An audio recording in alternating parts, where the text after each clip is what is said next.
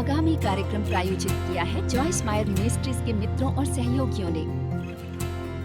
परमेश्वर ने हमें डर का एक एंटीडोट दिया है और वो है विश्वास। विश्वास। जब डर आपका दरवाजा खटखटाए तो उसे जवाब के लिए विश्वास भेजिए।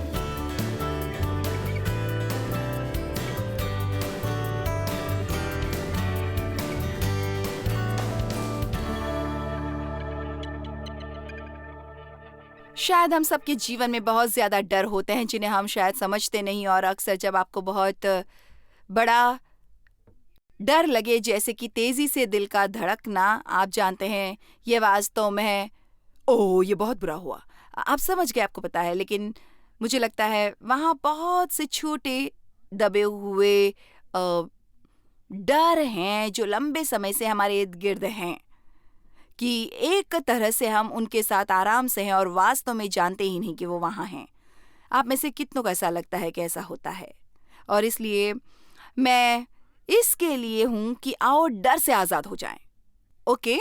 आप तब तक किसी चीज़ से आज़ाद नहीं हो सकते जिसे कि आप पहचानते नहीं, और हम ऐसा कैसे करें?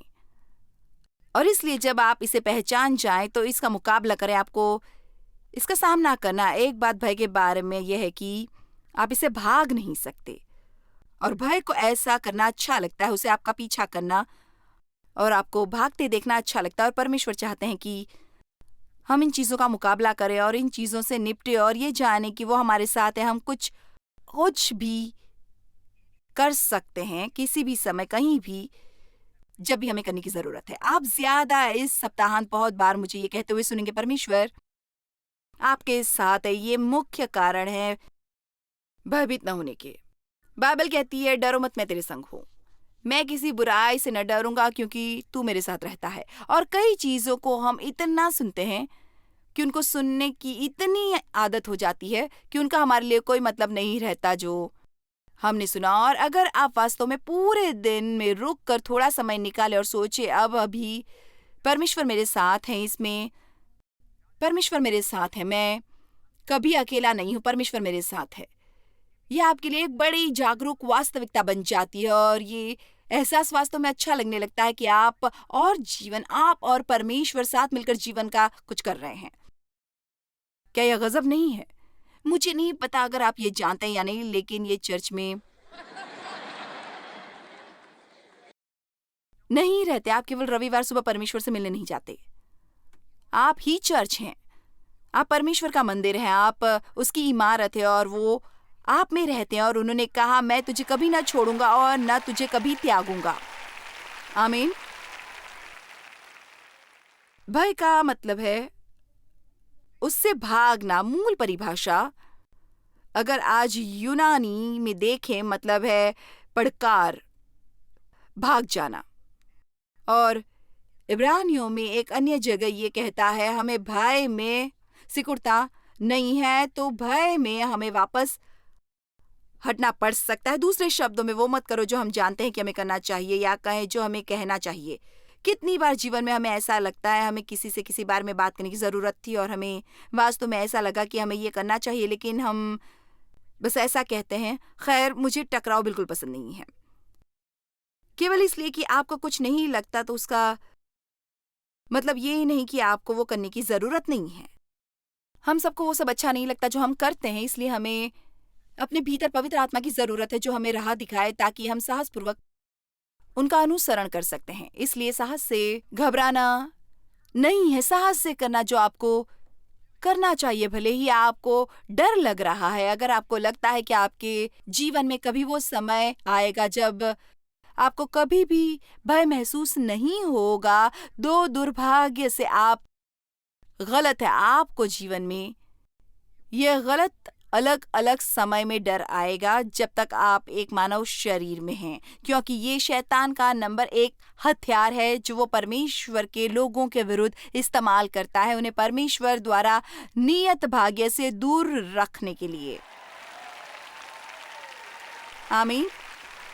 हैरानी की बात है कि यहाँ आज कितने ऐसे लोग बैठे हैं जो अपने जीवन में कभी न कभी किसी चीज से पीछे हट गए, जो ऐसा कुछ था जो आपको वास्तव में करना चाहिए था, या जो वास्तव में सच में एक अच्छी अद्भुत बात में बदल जाता। और अब आपको इसका थोड़ा सा भी मिला, काश कि मैं होता। खैर, क्या आप जानते हैं, तो आइए जीवन के इस तरफ न हो जहां पछतावे के साथ जीना है। आइए बाइबल जो हमें बताती है उसे करना शुरू करें और विश्वास के साथ जिएं। अब शैतान के पास बहुत से भय हैं और वो जहर जैसे हैं, लेकिन परमेश्वर ने हमें भय का एक एंटीडोट दिया है और यह विश्वास। विश्वास विश्वास जब भय आपका दरवाजा खटखटाए तो विश्वास को जवाब देने के लिए भेजें। आमीन। अगर आप जहर और एंटीडोट पर थोड़ा अध्ययन करें, आपको पता है कुछ विशेष एंटीडोट कुछ विशेष जहर पर ही काम करते हैं। और इसलिए अगर आप किसी जहर का शिकार हो जाएं तो आप हॉस्पिटल जाएंगे और उन्हें बताते हैं कि आपने क्या लिया या किस कीड़े ने आपको काटा है, जो कुछ भी है, और वे आपको एंटीडोट देते हैं।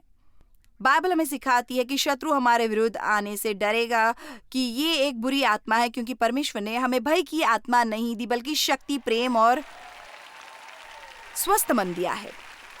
और पूरी बाइबल में हमें विश्वास से चलने के लिए प्रोत्साहित किया गया है, विश्वास से जीने के लिए। और इसलिए चलो इसे यहीं छोड़ती हूँ। मुझे लगता है बहुत बार लोग विश्वास में पड़ते हैं या वे तब अपने विश्वास का इस्तेमाल करते हैं जब वे किसी तरह की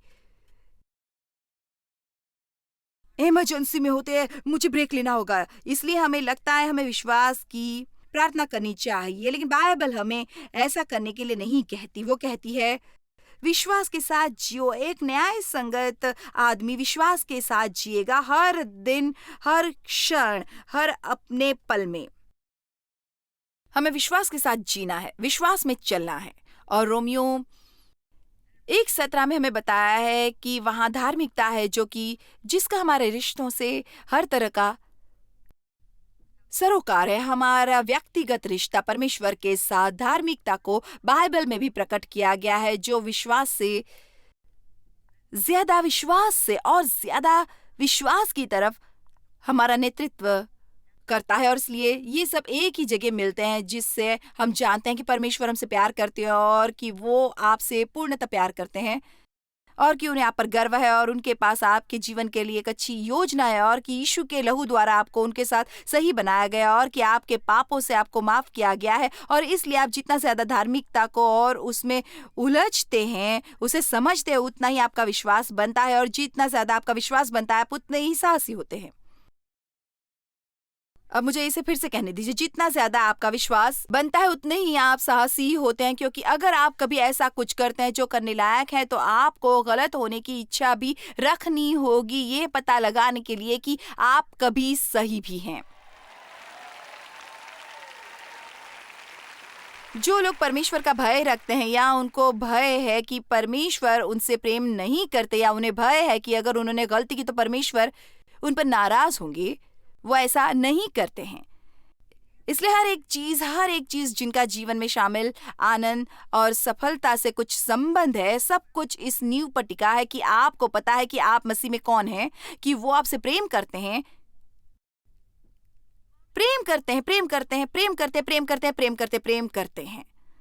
और एक और वचन जिसमें मैं निश्चित हूँ हम अक्सर इसे अधिकतर फैलाते हैं, परमेश्वर आपसे बिना शर्त प्रेम करते हैं। और मुझे लगता है हमने बिना शर्त इतना ज्यादा सुना है कि मैं निर्णय ले चुकी हूँ कि इसके लिए एक थोड़ा अलग शब्द था फिलहाल इस्तेमाल करूं, और वो है पूरी तरह से। ठीक है, पिछले सप्ताह मैंने किसी चीज को हल किया, उसको समझा। हम सब अलग अलग समय में अपने जीवन के क्षेत्र में दोषी ठहराए जाते हैं जहाँ परमेश्वर चाहते हैं कि हम ऊपर जाएं, और इसलिए मैंने वास्तव में पवित्र आत्मा द्वारा दोषी ठहराए जाने को सराहना सीख लिया है। जब मैंने परमेश्वर के साथ चलना शुरू किया, हर समय परमेश्वर मुझे मेरी कोई ना कोई गलती दिखाते, मैं अपराधी ठहराई जाती।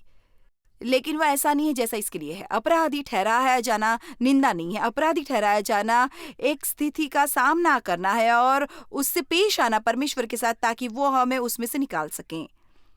और इसलिए वो किसी चीज के बारे में मेरे साथ डील कर रहे थे। और आपको पता है, जब परमेश्वर आपके साथ डील करते हैं, मेरा कोई भाग जैसे निराश हो अपने में से कुछ पता लगाने की कोशिश करता है कि आखिर ये हो क्या रहा है।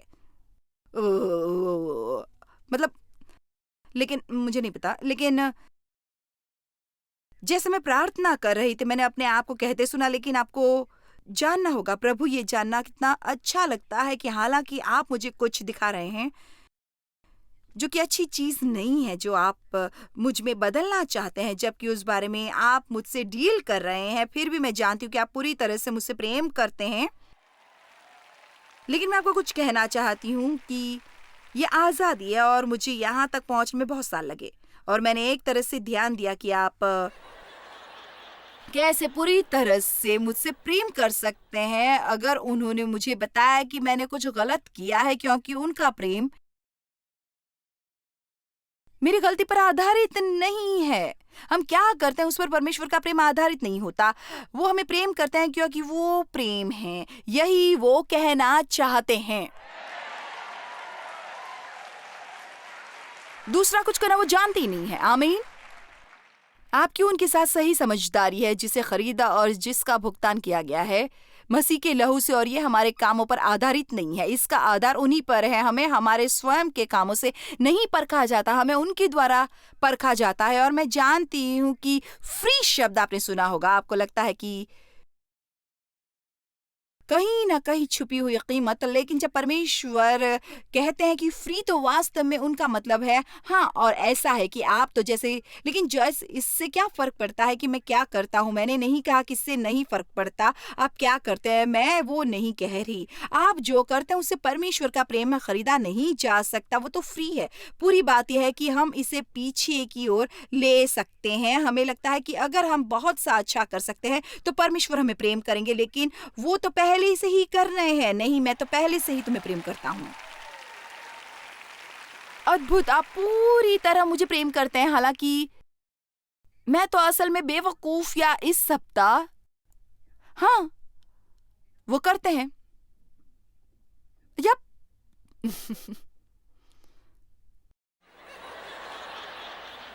आप सब ऊपर वहां अच्छा कर रहे हैं। मैं तो बस ये चाहती हूं कि आपको पता लगे।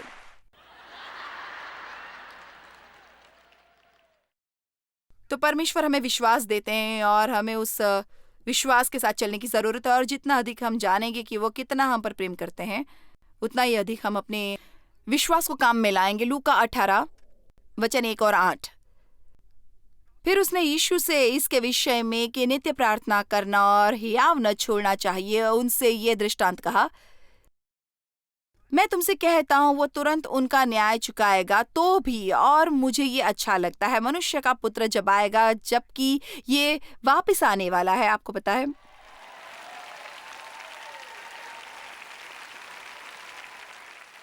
क्या वो पृथ्वी पर विश्वास पाएगा? 2 पत्रस अध्याय 3 वचन 14 कहता है, इसलिए हे प्रियो, हर कोई कहे हे प्रियो, क्योंकि यहां हम इस शब्द पर थोड़ी चर्चा करने वाले हैं। इसलिए हे प्रियो, जबकि तुम इन बातों की आज देखते हो, तो यत्न करो कि तुम शांति से उसके सामने निष्कलंक और निर्दोष ठहरो। ये पहली चीज जो वो कहते हैं जब यीशु वापस आते, दृढ़ निश्चयी रहो कि वो आपसे कोई कलंक या दोष न पाए। नंबर 2, और शांति से। नंबर 3, भय से मुक्त। और नंबर 4, उत्तेजनाओं के जुनून और नैतिक संघर्षों से मुक्त। और इसलिए वो ठीक एक ही वाक्य में सहज लेते हैं कि अनैतिक मत बनो। वो कहते हैं भय में न पाए जाओ। परमेश्वर चाहते हैं कि आप साहसी बने, वो जानते हैं। आप निर्भीक बने, वो चाहते हैं आप स्पष्ट भावनाएं प्रार्थनाएं करें। खैर, अच्छा है, यहाँ मेरे पास 2 लोग हैं जिन्हें ये अच्छा लगा। ये अच्छा है, इसलिए परमेश्वर ने मुझे भेजा। वो चाहते हैं आप उन चीजों के लिए प्रार्थना करें आप जिनके योग्य नहीं हैं। मैंने कहा वो चाहते हैं आप उन चीजों के लिए प्रार्थना करें आप जिनके योग्य नहीं है। यही वजह है प्रियो, हम यीशु के नाम में प्रार्थना करते हैं, हमारे अपने नहीं। मैं ये नहीं कहती परमेश्वर मैं आपसे मेरे लिए ये करने को कहती हूँ जॉयस के नाम में। हाँ, ये मजाक किया है ऐसा कैसे हो सकता है? लेकिन आपको जाकर अक्सर पढ़ना चाहिए कि बाइबल क्या कहती है। यूहन्ना 14 और 16 में उसके नाम में मांगने के बारे में, और विस्तारित बाइबल खास तौर से कहती है कि जब हम उनके नाम में मांगते हैं हम परमेश्वर के सम्मुख वो सब कुछ प्रस्तुत करते हैं जो यीशु हैं। इसलिए ये कहने का मतलब है यीशु के नाम में हम परमेश्वर को पेश कर रहे हैं। देखो मुझे पता है। इसलिए मैं अपना समय बर्बाद नहीं करूंगी अपने नाम से प्रार्थना करके, लेकिन मैं ये प्रार्थना स्पष्ट रूप से यीशु के नाम में करूंगी। इसलिए नहीं कि मुझे पता है मैं इस लायक नहीं हूं, लेकिन क्योंकि मुझे पता है ये आपकी इच्छा है। बल्कि मैं नहीं चाहती कि बहुत ज्यादा मांगो और उसका आधा मिले, बजाय इसके सब कुछ पाने के लिए थोड़ा मांगू। ये भी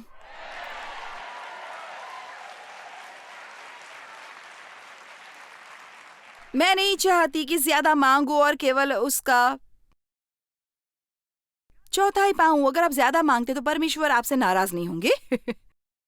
अब मैं ये नहीं कह रही कि हम लालची बने, लेकिन मैं तो चीजों के बारे में ज्यादा बात ही नहीं कर रही हूँ। परमेश्वर से अपने आप को प्रकट करने के लिए कहें, आपसे बात करें, उनके लिए पृथ्वी पर आपको महान कार्य करने दें। आप उस स्थिति में रहें जहां से आप उनका नाम ऊंचा उठा सके और उनकी महिमा कर सकते हैं। हकीकत यह है कि हमें चीजों के लिए नहीं जीना है, चीजें।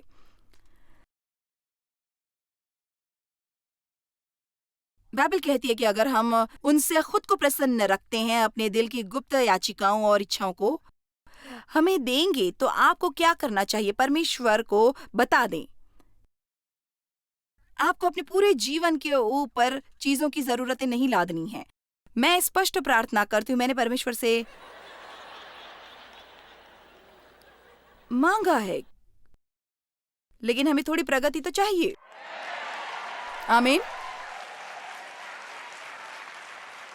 मुझे खुशी है मैंने केवल ये नहीं कहा ओ परमेश्वर मेरे बाइबल स्टडी के भाड़े से 20 लोग को आशीष दे। मेरा मतलब ये नहीं है कि ये अच्छा नहीं है अगर आप ऐसा सोचते हैं, लेकिन हे अगर आपका विजन बड़ा है, आपके लिए अच्छा होगा। अपना मुंह खोलें और कुछ निर्मित प्रार्थनाएं करना शुरू करें, तो अपने को आजाद पाए, भय से आजाद और उत्तेजित करने वाले जुनून से आजाद हो जाएं। अब मैं ये बहुत स्पष्ट रूप से कहूंगी, उत्पीड़न से डरें। यूहन्ना 4 में कहता है भय से कष्ट होता है। अब मैं तो भय की खाई में बड़ी हुई, केवल भय भय भय। मेरे पिता बहुत घटिया थे और सबको भय से नियंत्रित रखते थे। मार खाने का भय, थप्पड़ का भय, उन्हें गुस्सा दिलाने का भय, जो भी है उसका भय, केवल भय, केवल भय भय भय भय भय भय भय भय। और बहुत लंबा समय लगा, पवित्र आत्मा की मदद से इसमें से बाहर आने में बहुत समय लग गया मुझे। और मैं अभी भी बाकी लोगों की तरह ही चीज़ों के साथ पेश आती हूँ। कोई भी तब तक नहीं आता जब तक कि मैं मानव शरीर में हूँ। हमारा लक्ष्य है कि बस चलते रहें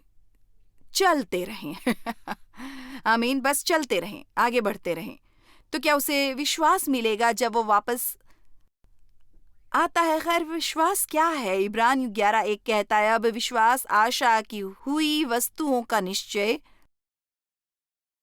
और अनदेखी वस्तुओं का प्रमाण है। तो एक बार आपके पास अभिव्यक्ति आ गई तो आपको उस क्षेत्र में विश्वास की इसके बाद जरूरत नहीं है। लेकिन यद्यपि आप वो नहीं देखते हैं जो आप देखना चाहते हैं या देखने की आशा करते हैं, तभी आपको विश्वास की जरूरत होती है। मुझे विश्वास है कि परमेश्वर आज रात मेरे साथ हैं और अगले 10 शब्द जो मेरे मुंह से निकलेंगे वो ज्ञान से भरे होंगे। पहले ही एक बार जब मैं इस संदेश का प्रचार कर रही थी तो घर जाकर वास्तव में इसके बारे में आशापूर्वक अच्छा महसूस होता है। तब मुझे ये विश्वास होना चाहिए कि आज रात मुझे अच्छी नींद आए। हम विश्वास में रहते हैं और मुझे विस्तारित बाइबल में खास तौर से एक परिभाषा बहुत अच्छी लगती है जो कुलुस्सी अध्याय 3 में विश्वास के बारे में दी गई है, क्योंकि विश्वास परमेश्वर के प्रति पूरे मानव व्यक्तित्व का झुकाव है उनकी शक्ति, बुद्धिमत्ता और उनकी दयालुता में पूर्ण विश्वास, और आत्मविश्वास में उनकी शक्ति, उनकी बुद्धिमत्ता और उनका दयालुता। दूसरे शब्दों में परमेश्वर में शक्ति है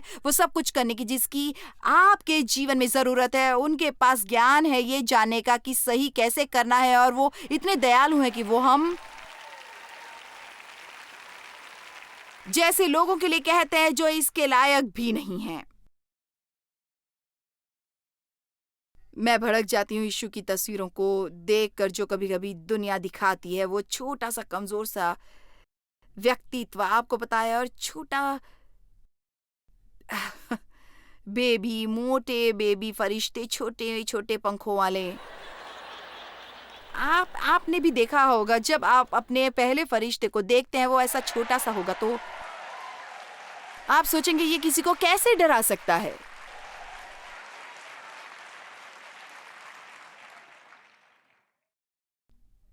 आमीन। प्रभु यीशु की आंखों में आग है और उनके शब्द तलवार की तरह मुंह से निकलते हैं, और वो सफेद अश्व पर सवार है और खून में रंगा वस्त्र पहने हैं। अब जानते हैं ऐसा है वो। ठीक है। निर्गमन 14:10। जब फिरौन निकट आया तब इस्राएलियों ने आंखें उठाकर क्या देखा कि मिस्री हमारा पीछा किए चले जा रहे हैं, और इस्राएली अत्यंत डर और चिल्लाकर यहोवा की दुहाई दी। अब परमेश्वर उन्हें मुक्ति दिला रहे थे और शत्रु उनका पीछा कर रहा था। क्या आप कभी ऐसा महसूस करते हैं कि हालांकि परमेश्वर हमें मुक्ति दिलाने की प्रक्रिया में है और कभी कभी शत्रु आपका पीछा कर रहा होता है, और उनके सामने लाल समुद्र था जो एक असंभावना थी और शत्रु उनके पीछे उनका पीछा कर रहा था। खैर, इसे ही कहते हैं दो पालों के बीच पीसना। आमीन। लेकिन हमारे उदाहरण में हमारे पास चट्टान है और वो कठिनाइयों को हटाता है। लेकिन मुझे यकीन है कि हम सबके सामने एक प्रकार का लाल समुद्र है, कुछ असंभावनाएं जिन्हें हम बिल्कुल नहीं जानते कि इस दुनिया में हमें कैसे करना है। आइए भी क्या किसी के जीवन में है, मुझे नहीं पता इससे कैसे हल पाऊं। आमीन। और अगर आप अपने पीछे देखने की हिम्मत करते हैं, आप तो जैसे ओ नहीं, शैतान अभी भी पीछा कर रहा है और उनका भाग जाने का लालच था। कहाँ? खैर, वे मिस्र वापस भाग जाना चाहते थे, जो बहुत बुरा होता। लेकिन कभी कभी लोग यही करते हैं, वे पूरी तरह से पीछे वापस चले जाते जहां से वे आए थे, क्योंकि वे उनसे पेश नहीं आना चाहते जो उन्हें आगे बढ़ने के लिए ले जाएगा। और ये आखिरी चीज जो आप करना नहीं चाहते। और वे मूसा से कहने लगे, क्या मिस्र में कब्रें न थी जो तू हमको वहां से मरने के लिए जंगल में ले आया है? तूने हमसे ये क्या किया कि हमको मिस्र से निकाल लाया? तो अब वे मूसा को दोष दे रहे हैं। ये एक दूसरा पूरा संदेश है। क्या हम तुझसे मिस्र में यही बात न कह रहे थे कि हमें रहने दे कि हम मिस्रियों की सेवा करें? हमारे लिए जंगल में मरने से मिस्रियों की सेवा करनी अच्छा था। अब ये उनका खराब व्यवहार था। आइए भी अब परमेश्वर का धन्यवाद वचन 14 के लिए। मुझे माफ करना, वापस वचन 13 की ओर मुझे माफ करना। और मूसा ने लोगों से कहा, डरो मत, खड़े रहो, वो उद्धार का काम देखो जो यहोवा आज तुम्हारे लिए करेगा, क्योंकि जिन मिस्रियों को तुम आज देखते हो उनको फिर कभी न देखोगे। हम कुछ कठिन समय में जी रहे हैं। मैंने एक दोस्त से पूछा, मैंने कहा तो आप क्या करते हैं, आपको क्या लगता है ये कितना बुरा था? सदोन और अमोरा में मुझे यकीन है कि वो काफी बुरा था, लेकिन मैं इतने भी यकीन से नहीं कह सकती। आमीन। और बाइबल कहती है कि जब यीशु वापस आएंगे ये ऐसा होगा जैसा कि सदोम और अमोरा के दिनों में हुआ था। और इसलिए ये हमारी बुद्धिमानी नहीं होगी यदि हम ऐसे ही नहीं रहते, जैसे कि यीशु किसी भी पल वापस आएंगे। आमीन। और इसलिए लूका 21:26 में बाइबल हमें सिखाती है कि उन दिनों में वो समय जिसमें हम रह रहे हैं कि आदमी आहें भरेंगे और भय से मर जाएंगे। लेकिन मैं 21 से शुरू करना चाहती हूँ, वचन 9, और हम वचन 13 से पढ़ते हैं। लूका 21:9 से 13। और जब तुम लड़ाइयों और बलवों की चर्चा सुनो तो घबराना मत। दूसरे शब्दों में, डर मत जाना, क्योंकि इनका पहले होना अवश्य है, परंतु उस समय तुरंत अंत न होगा। तब उसने उनसे कहा कि जाति पर जाति और राज्य पर राज्य चढ़ाई करेगा, और बड़े बड़े मुंह डोल होंगे, और जगह जगह अकाल और मरिया यानी कि प्लेग जैसी असाध्य और छुआछूत या छूत से फैलने वाली संक्रामक रोग, जो जानलेवा और तबाह करने वाली बीमारियां होंगी। जाना पहचाना सा लगता है मेरे खुदा। ये 2000 साल पहले लिखा गया था, और आकाश से भयंकर बातें और बड़े बड़े चिन्ह प्रकट होंगे। वचन 12। परंतु इन सब बातों से पहले वो मेरे नाम के कारण तुम्हें पकड़ेंगे और सताएंगे और पंचायतों में सौंपेंगे और बंदी गृह में डलवाएंगे और राजाओं और हाकिमों के सामने ले जाएंगे। और आप जानते हैं, हम वास्तव में इसे अच्छे से समझते नहीं, लेकिन मैं आपको बताती हूँ, धरती पर बहुत सी जगहों पर लोगों के साथ ऐसा हो रहा है। मेरा मतलब, उन पर मुकदमे चलाए जा रहे हैं। और मुझे वचन 13 अच्छा लगता है, वही इसीलिए मैंने शेष पूरा पढ़ा। पर ये तुम्हारे लिए गवाही देने का अवसर हो जाएगा। आओ भी, अभी हम सर्वोत्तम समय में रह रहे हैं।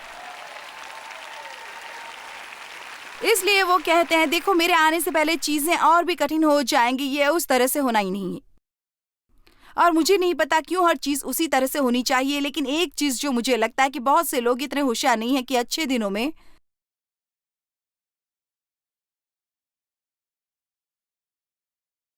परमेश्वर की सेवा करें। और इसलिए हमारे लिए काफी मुश्किल समय हो सकता है कि हम उन लोगों को एक तरह से प्रोत्साहित करें जो किनारे पर हैं, लेकिन वे शायद कुछ ऐसी की तलाश में है जो वास्तव में उनसे कह सके, परमेश्वर, वास्तविकता और है। और इसलिए बाइबल कहती है, जब वो आएगा, क्या वो विश्वास में दृढ़ता पाएगा? जब वो वापस आएंगे,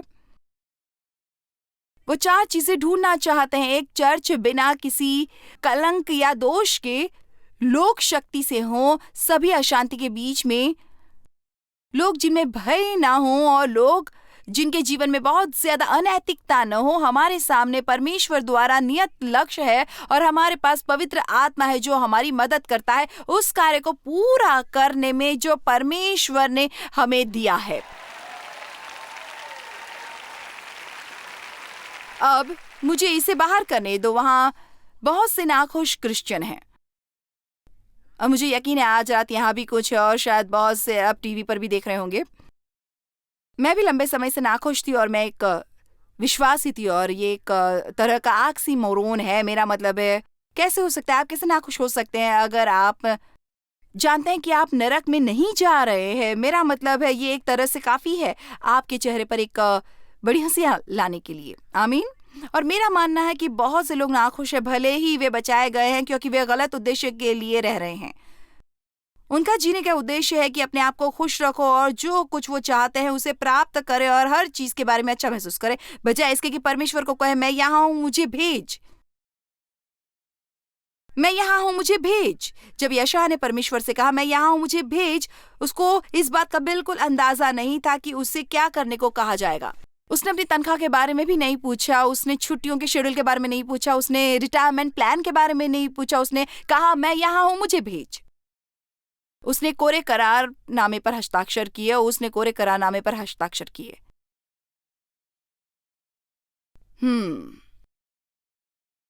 आप अपने जीवन को स्वयं चलाना छोड़ क्यों नहीं देते, और केवल ये कोशिश करो कि परमेश्वर का उपयोग करें और हर को पाने के लिए जो आप चाहते हैं। आज रात के बारे में क्या ख्याल है? तो मैं यहाँ हूं, मुझे भेज।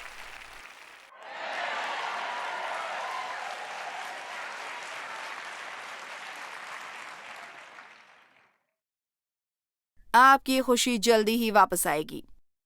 अब 1 थिस्सलुनीकियों 4:16-18। ये केवल आपको खुश करने के इरादे से है।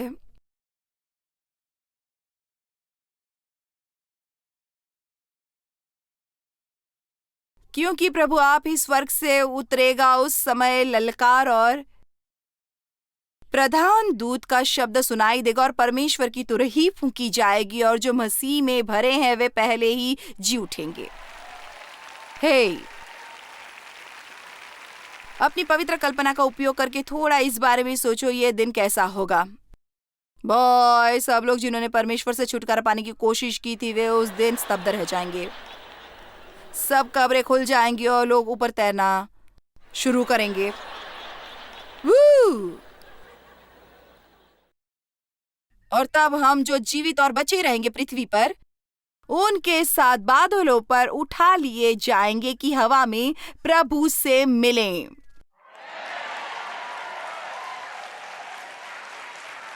आओ भी कि हवा में प्रभु से मिलें और इस रीति से हम सदा प्रभु के साथ रहेंगे, हमेशा हमेशा। ओ मेरे खुदा, वो हे सुनो, अपने पास बैठे व्यक्ति की तरफ पलटें और कहें, आप केवल यहां से गुजर रहे हैं। ठीक है, वचन 18। ठीक है, अब यहाँ ये इस बारे में बहुत महत्वपूर्ण है, अब इसे देखो। सो इन बातों से एक दूसरे को शांति दिया करो। क्या आपने ध्यान दिया जब मैंने उन वचनों को पढ़ा, आप कितने रोमांचित हो गए थे? मेरा मतलब है मैं इन्हें कहीं भी जाकर पढ़ सकती हूँ, मैं कहीं भी जा सकती थी, अफ्रीका, भारत, कहीं भी, किसी भी राज्य में उन्हें पढ़ सकती थी और क्रिश्चियन इसी तरह की प्रतिक्रिया देंगे, क्योंकि अंदर गहराई में परमेश्वर ने हमारे दिलों में अनंत काल बोया है और बाइबल यही तो कहती है। हमें पता है कि इससे भी ज्यादा है और हमें पता है कि हमें इससे भी बेहतर के लिए बनाया गया है और हम केवल यहाँ से गुजरने की कोशिश कर रहे हैं और मैं केवल आपकी मदद करने की कोशिश कर रही हूँ। हम यहाँ से गुजर रहे हैं और आपको एक दूसरे की मदद करने की जरूरत है गुजारने के लिए, और हमें एक दूसरे को प्रोत्साहित करने की जरूरत है जो चल रहा है उस सब के बीच में। अब मुझे आपको कुछ बताने दे, बजाय इससे कि हमेशा शिकायत करें, बस इसके कि हम बैठकर समाज के बारे में शिकायत करने लगे। खबर बहुत भयानक है। केवल मुख्य खबरें पढ़ने के लिए आपको एक मजबूत विश्वासी होना पड़ेगा। लेकिन यीशु वापस आ रहे हैं, आमीन। और ये कैसे दिखते हैं इसकी परवाह किए बगैर परमेश्वर जिंदा हैं और पृथ्वी ग्रह पर हैं और वे नियंत्रण में हैं।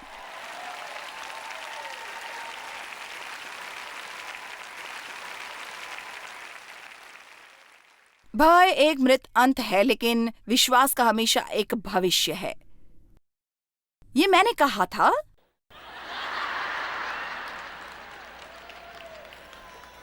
इसको इंटरनेट पर अंडरलाइन किया जाएगा, जो आसमान ने कहा। ठीक है, ये अजीब लगता है, लेकिन आप जानते हैं दुनिया का अंत हमारे लिए एक नई शुरुआत है। इसके बारे में परेशान होना नहीं है। आपको पता है, मैं अक्सर विचार करती हूँ क्यों बाइबल इस बारे में अधिक नहीं कहती कि वहां कैसा होगा। मैं किस निष्कर्ष पर पहुंची हूँ, यहाँ क्या है, मुझे क्यों लगता है कि बाइबल इस बारे में अधिक नहीं कहती। ये थोड़ा सा हमें और अधिक विवरण चाहिए, जैसे क्या मुझे नौकरी मिल रही है, मैं कहाँ रहूंगी, ओ कृपया परमेश्वर के आखिर में मैं वहां किसी चीज की इंचार्ज होंगी। परमेश्वर हमें क्यों इसके बारे में ज्यादा नहीं बताते। मुझे लगता है ये इतना अद्भुत होगा। अब सुनो, असल में इनको बयान करने के लिए शब्द नहीं हैं जिन्हें हम समझ सकते हैं कैसा होगा। यही तो मैं सोचती हूँ। अब हम ऐसी कुछ चीजों के बारे में बात करने वाले हैं जिनसे हमें डर लगता है। तो ये रहा मरकुस अध्याय 4 वचन 35 कहता है, उसी दिन जब सांझ हुई तो उसने उससे कहा, आओ हम पार चलें। अब जब यीशु कहते हैं हम कहीं जा रहे हैं तो हम कहीं जा रहे हैं, ठीक है?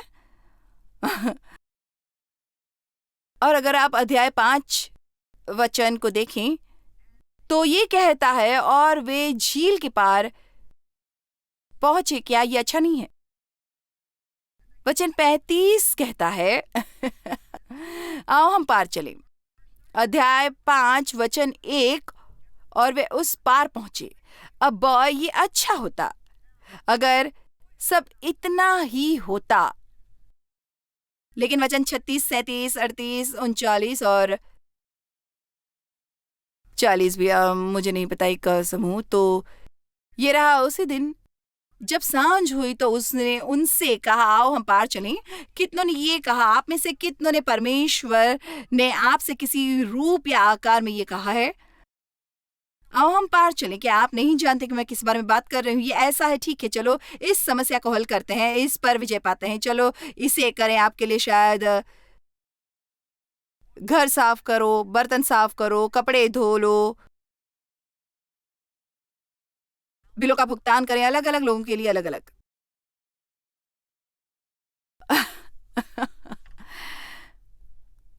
और वे भीड़ को छोड़कर जैसा वो था वैसा ही उसे नाव पर साथ ले चले, और इसके साथ और भी नावें थीं। तो वहां एक से ज्यादा नावें थीं। तब बड़ी आंधी आई और लहरें नाव पर यहां तक लगी कि वो अब पानी से भरी जाती थी। तो पहली चीज जो शायद हमारे साथ होती है जब हम कहीं जा रहे होते हैं तो एक आंधी में हम फंसते हैं। ये आंधी किस बारे में है? खैर, ये दुश्मन है जो हमें इतने डराते हैं। आओ भी हम भय के बारे में बात कर रहे हैं। ये शत्रु है जो कोशिश कर रहा है कि हम वापस किनारे पर चले जाएं, कोई महफूज जगह ढूंढ कर नाव को वहां लगा दें। और वे आप पिछले भाग में गद्दी पर सो रहा था। मेरा मतलब है आओ भी सो रहा था। यीशु सो रहे हैं और मैं यहां आंधी में फंसी हूं। वाह, परमेश्वर आप कहाँ हैं? मैं आपको सुन नहीं सकती, मैं नहीं जानती क्या करूं। आप मेरी मदद नहीं कर रहे हैं। आप सो रहे हैं, लेकिन बाइबल कहती है कि वो कभी नहीं सोते। अब यीशु सो रहे थे क्योंकि वो एक मानव शरीर था। हम सब सोते हैं, लेकिन उन्हें पुनर्जीवित रूप में उन्हें सोने की जरूरत नहीं। और स्वर्ग में खाने में कोई कैलोरीज भी बिल्कुल नहीं होती।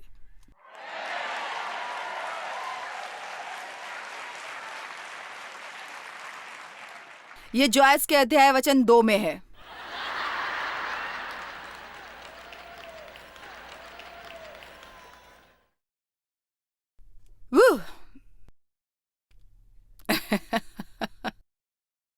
आप सब इसके बारे में रोमांचित हो गए। वचन 49, और वो उठा। ओह, 1 मिनट रुकिए। वचन 38, और वो पिछले भाग में गद्दी पर सो रहा था। बहुत सारे विवरण है। तब उन्होंने उसे जगाकर उससे कहा, हे गुरु, क्या तुझे चिंता नहीं कि हम नाश हुए जाते हैं? क्या आपको चिंता नहीं? परमेश्वर, क्या आप मुझसे प्रेम करते हैं? क्या आप मेरी चिंता करते हैं? अगर आप मुझसे प्रेम करते हैं तो आप सो क्यों रहे हैं?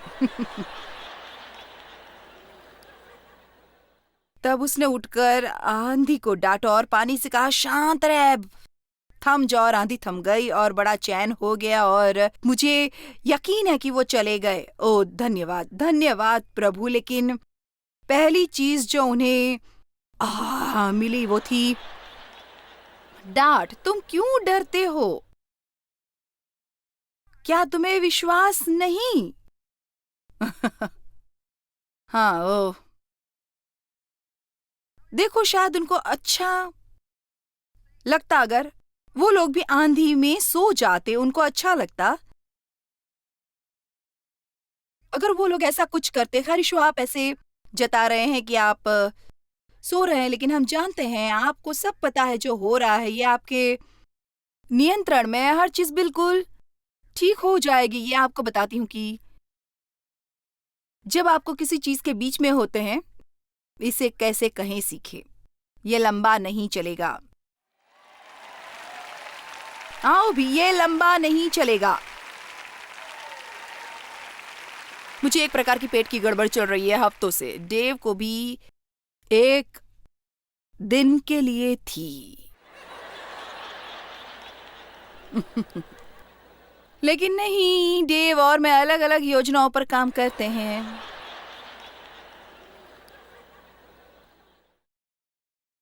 फिर भी 3 हफ्ते, और मैंने भी वास्तव में महसूस नहीं किया, शारीरिक रूप से मैंने खराब महसूस नहीं किया, लेकिन मेरे पेट में बहुत गड़बड़ थी और मुंह का स्वाद भी खराब था।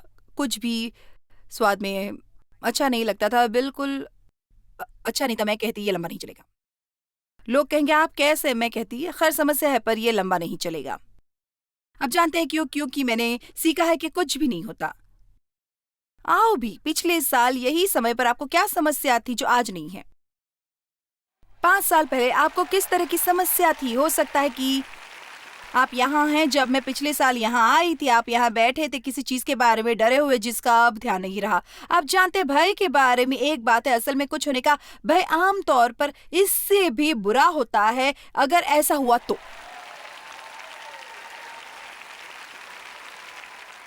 क्योंकि जब कुछ होता है तो परमेश्वर की ओर से अनुग्रह इससे पेश आता है, लेकिन जब तक आपको ये होने का डर रहता है तो ये कोई अनुग्रह नहीं है।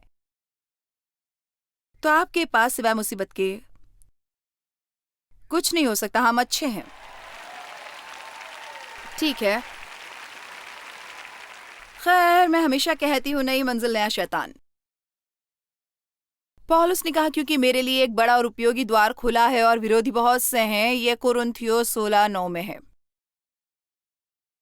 यशायाह 41:10, मत डर, डरने के लिए कुछ नहीं। क्यों? क्योंकि मैं तेरे संग हूं। आओ भी, हर एक कहे परमेश्वर मेरे साथ है। इधर उधर मत ताक, भय में सुनो। आप अपने आप को असली मुसीबत में डाल सकते हैं अपने हालातों पर ज्यादा ही ध्यान देकर, उनके बारे में ज्यादा बात करके, दुश्मन को वापस देखने से, लाल समुद्र को देखने से। सालों पहले जब मैं अपनी नौकरी छोड़ चुकी थी ताकि सेवकाई की तैयारी करूं, तो बस ऐसा था जैसे मेरे दिमाग में उस समय एक तस्वीर थी। मैंने कुछ मौलिक काम किए, सचमुच जैसे अगर ये परमेश्वर नहीं होते वहां तो ये सचमुच में बेवकूफ़ी होती। और इसलिए हर महीने हमारे पास ज्यादा पैसे नहीं होते और परमेश्वर से एक चमत्कार की जरूरत थी। मुझे अभी भी याद है, हर महीने हमें अपने बिलों को भुगतान के लिए $40 कम पड़ते थे, लेकिन हर महीने मैं अपने घबराहट वाले डर से गुजरती थी, क्या होगा क्या होगा, ब्ला ब्ला ब्ला ब्ला। और डेव, मैं चाहती थी कि वो भी आकर मेरे साथ चिंता करे, वो ऐसा नहीं करते थे। आप में से कितने जानते हैं जब आप चिंतित और परेशान होते हैं, अगर कोई शांति से है तो आपको गुस्सा आता है। आप बिल्कुल भी ये बर्दाश्त नहीं करते, आपको कुछ परेशानी नहीं है। मैं कहती आप कुछ करते क्यों नहीं है? क्यों नहीं करते? वो कहते मैं क्या करूं? और मुझे याद है मैं चेकबुक बाहर निकालती, सब बिल बाहर निकालती और बार बार सब नंबर मिलाती, ये देखने के लिए कि कटी में कोई गलती तो नहीं हो गई है या कहीं कोई पैसा मिल जाए। और मैं अपने आप को परेशान कर लेती। क्यों? क्योंकि मैं अपने इर्द गिर्द देखती थी। कोई भी जानता है किस बारे में बात कर रही हूँ? डेव ने कहा हम ले रहे हैं, हम दे रहे हैं। तुमने अपनी नौकरी छोड़ दी क्योंकि तुम्हें ये करना था। वो हर महीने हमारी जरूरत पूरी करते हैं परमेश्वर। अब तुम यहाँ अंदर आकर ऐसे क्यों कर रही हो टीवी पर? ओ नहीं नहीं नहीं नहीं नहीं नहीं नहीं नहीं, मुझे किसी को तो जिम्मेदार होना चाहिए। हाँ, ये भी आप समझ गए ना, किसी को तो जिम्मेदार होना चाहिए। हाँ, खैर मैं इसे हल नहीं कर सकती थी। हाँ, आपको ऐसा लगता है जैसे मैं आपके घर में रह रही हूँ।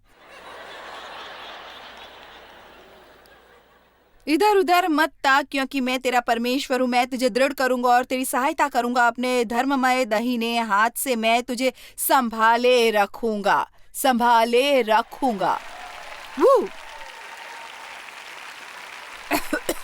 और मैं वचन 15 पर आती हूँ। मुझे ये बहुत प्यारा है। देख, मैंने तुझे छुरी वाले दावने का एक नया और चोखा यंत्र ठहराया है तू पहाड़ों को दाएं दाएं कर सूक्ष्म धूलि कर देगा और पहाड़ियों को तू मूसे के समान कर देगा। दूसरे शब्दों में परमेश्वर कहते हैं, इस तूफान के बीच में मैं भी एक योजना बनाता हूँ और तुम दूसरे किनारे तक पहुंचने में सफल होगे जबकि तुम वहां बाहर हो। यदि तुम विश्वास में बने रहते हो, मैं तुम्हें एक नए धारदार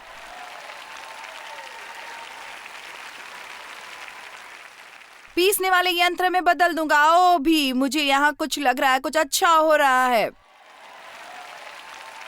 यह आपके लिए अच्छे में बदल जाएगा अगर आप परमेश्वर को नहीं छोड़ते हैं। आप आत्मिक रूप से बढ़ रहे हैं और ये बहुत दर्द भरा है, लेकिन ये इसके लायक होगा। मुझे सिर्फ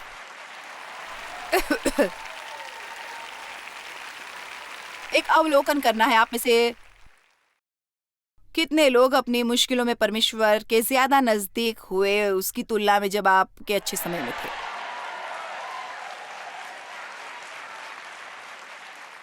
तो साबित हो गया। अब मेरा मतलब है, मुझे लगता है मैं हबक्कुक अध्याय 3 पढ़ सकती हूँ, लेकिन ओ खैर क्यों नहीं, क्योंकि चाहे अंजीर के वृक्षों में फूल न लगे और न दाखलताओं में फल लगे, जलपाई के वृक्ष से केवल धोखा पाया जाए और खेतों में अन्न न उपजे, भेड़शालाओं में भेड़ बकरियां न रहे और न थानों में गाय बैल हों, तो भी मैं यहोवा के कारण आनंदित और मगन रहूंगा। ठीक है, चलो इसे देखते हैं, चलो इसे थोड़ा और समझने की कोशिश करते हैं। हालांकि मेरी नौकरी चली गई, क्रेडिट कार्ड नहीं है।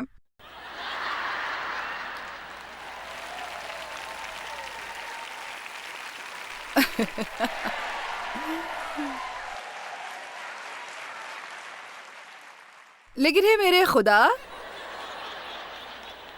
उस सबसे पहले जो पीना पड़ता है, याक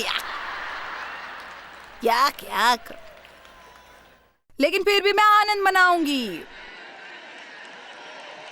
फिर भी मैं अपने उद्धारकर्ता परमेश्वर द्वारा अति प्रसन्न रहूंगा, बहुत प्रसन्न। अब यहाँ एक बात है और मुझे लगता है मुझे इसे वहां रखने की जरूरत है।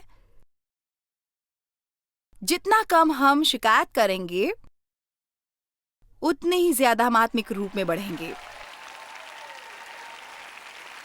आओ भी, ये आपके आने लायक है,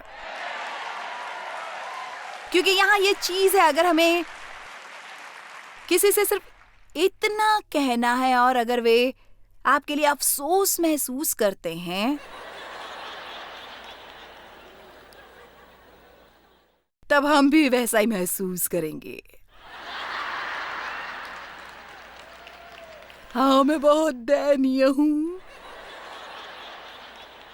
लेकिन हमने क्या किया है? हम थोड़ा चिंता मुक्त हो गए हैं उसके लिए जो परमेश्वर हमारे अंदर बदलाव लाने की कोशिश में प्रयोग कर रहे हैं। और इसलिए अगर मैं किसी चीज से गुजर रही हूं और अपना मुंह बंद रखती हूं,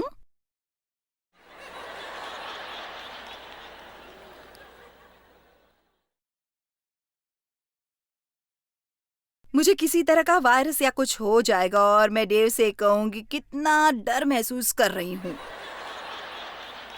तुमने मुझे बताया क्यों नहीं? उसने कहा, खैर तुम मेरी मदद नहीं कर सकती। ये जरूरी नहीं कि संबंधों में ऐसा होना अच्छा है, लेकिन ये एक मुद्दा है। आओ भी, ये एक मुद्दा है। मुझे फिर से ये कहना है, क्योंकि ये वास्तव में मेरे नोट्स में ही नहीं था। मुझे लगता है ये ईश्वरीय, जितना कम हम शिकायत करते उतना ही ज्यादा हम बढ़ते हैं।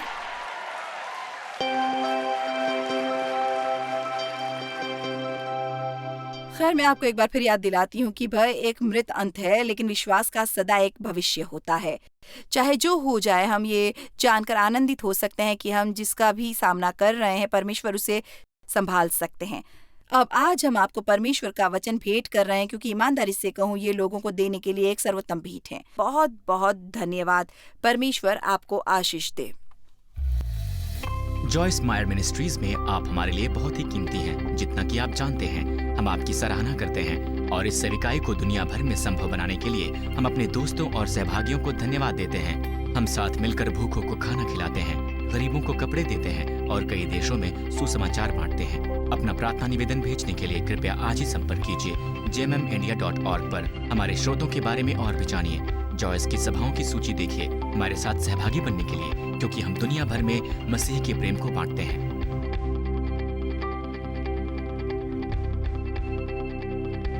इसका खर्च उठाया है जॉयस मायर मिनिस्ट्रीज के मित्रों और सहयोगियों ने।